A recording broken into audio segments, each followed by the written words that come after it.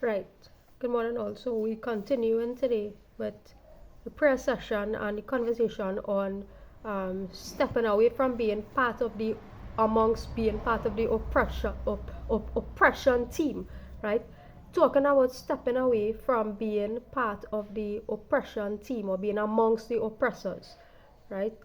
Um, so I will do mantras 6 to 8, and then we will talk about some daily duties that we need to engage in, right, as fellow human beings to support each other upon the earth in a righteous way, right? Mantra 6. Om Samudra Dharanat Bharati Samvat Sarva Jayata Horatrani Vidarat Vishwasha Mishito Vishi. After the production of the watery expanses, there intervened a period of darkness, after which the great Lord and controller of the universe arranged the motions which produce days, nights, and other durations of time.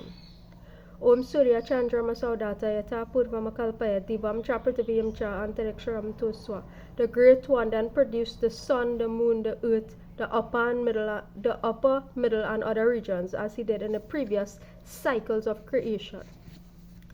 Om Shano Devi de Bishtaya Apo Bhavantu Pite Shani de Bishravantuna.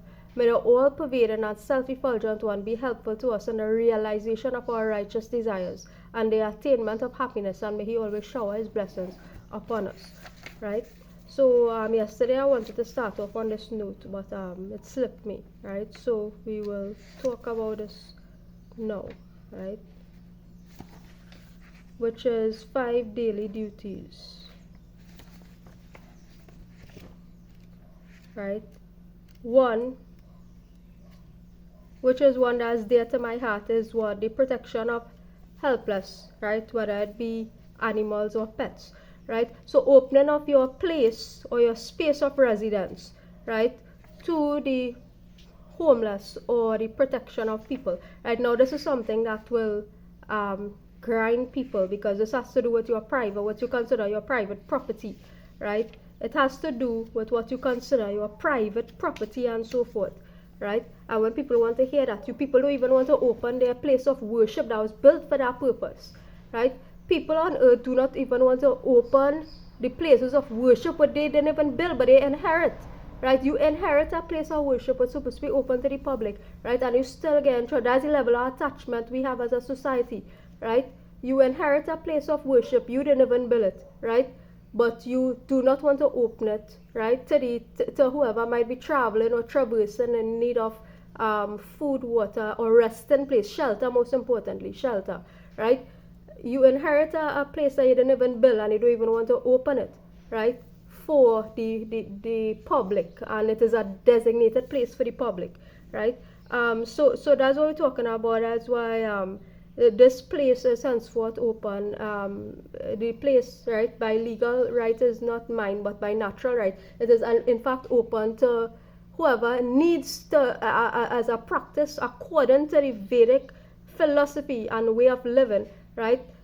We should open our space, right, to whoever needs, in genuine need. I'm not talking about people where these voices coming and saying, oh, all for he or she to fulfill the duties, right? Not like that, right? Not for people who already have place and equivalent, right? The place is open for people who are needy and are traversing, right? And you are in need of a resting place, right? Once your intention is not to steal, rape, kill, murder anybody, right? And when we live with that kind of intention, you realize that you are automatically protected by the universe until it is time for you to leave the earth, right?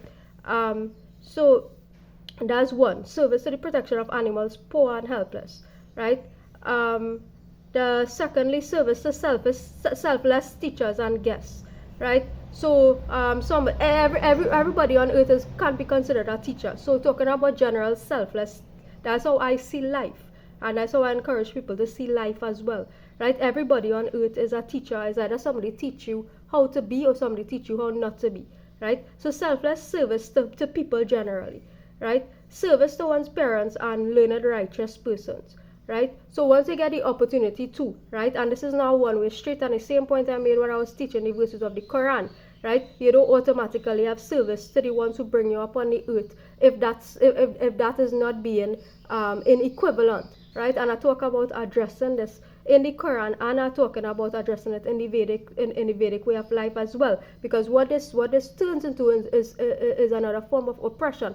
When you have a blindfolded approach to just because somebody give birth to me, regardless if they could regardless if they think about giving birth or not, or you just have sex and have a child, right? And that automatic service that you render because your religion say you must serve or you must honor or you must thing, regardless of what God say you should be doing, right?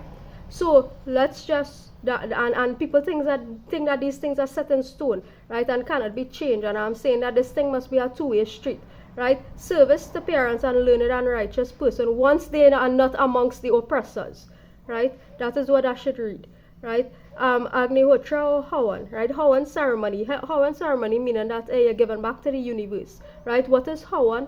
Hawan is the burning of sacrificial elements that contribute to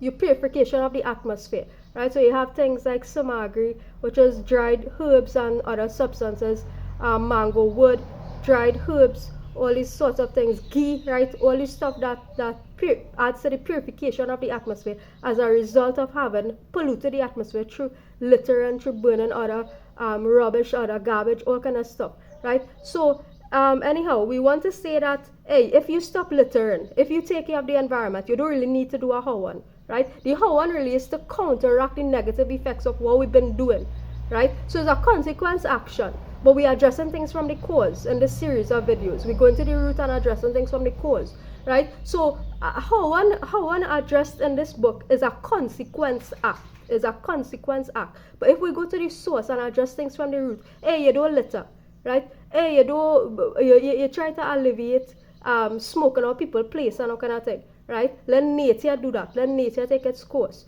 right? You try to avoid polluting the atmosphere, the seas, the land, right? You don't have to do Hawan to counteract that effect, right? So instead of looking at things from the outcome perspective, we are trying to go to the root, right? Because that is what this philosophy really supposed to be teaching, right? You look into the root, so you eliminated what was the cause, right? You stop the polluting of the atmosphere, so you don't have to have a counteract effect now to come and say, all right, well, I'm doing this in order to that, right? Number 5, Sunday or devotion to the divine is what we're doing here now, right? The prayer ceremony as well as an explanation, right? You are praising the divine, right?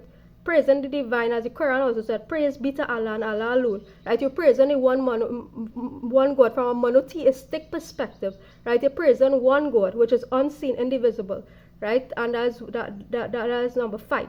And in my estimation, you realize that I went from 5 to 1, not from 1 to 5, because I think that these things need to be fulfilled because it's a practical perspective, a practical view, and I'm about practical living, right? Practical view. And then you go to praying, right? So it makes no sense to be praying more than an evening, or even 5 times a day, right? And these actual practical aspects are not being fulfilled, right? So we will move on in this conversation tomorrow, God's willing, right? Take care, everybody.